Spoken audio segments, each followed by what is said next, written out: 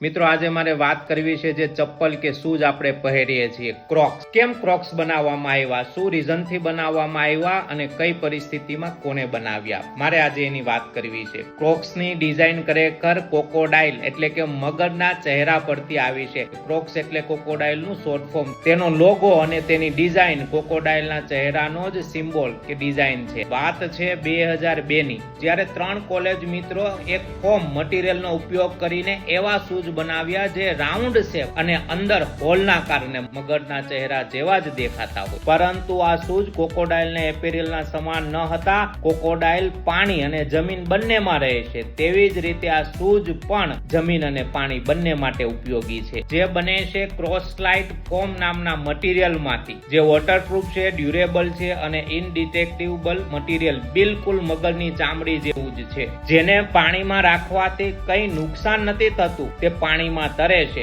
અને તરત જ પાછું સુકાઈ જાય છે. ક્રોક્સને ખરેખર બોટિંગ અને પાણીની એક્ટિવિટીના લોકો માટે જ બનાવવામાં આવ્યું હતું, પરંતુ સારી ગ્રીપ, કમ્ફર્ટેબલ, સિક્યોરિટી, હીલ, સારું અને ચોખ્ખું મટીરિયલ હોવાથી સામાન્ય માણસને પણ તે ગમવા લાગ્યું હતું. આજે આ ક્રોક્સ 4 બિલિયનની વાર્ષિક કમાણી કરતી બહુ મોટી કંપની છે. મિત્રો, ક્રોક્સ વિશે આના પહેલા આવું જાણતા તો કોમેન્ટ બોક્સની અંદર જરૂરથી લખજો.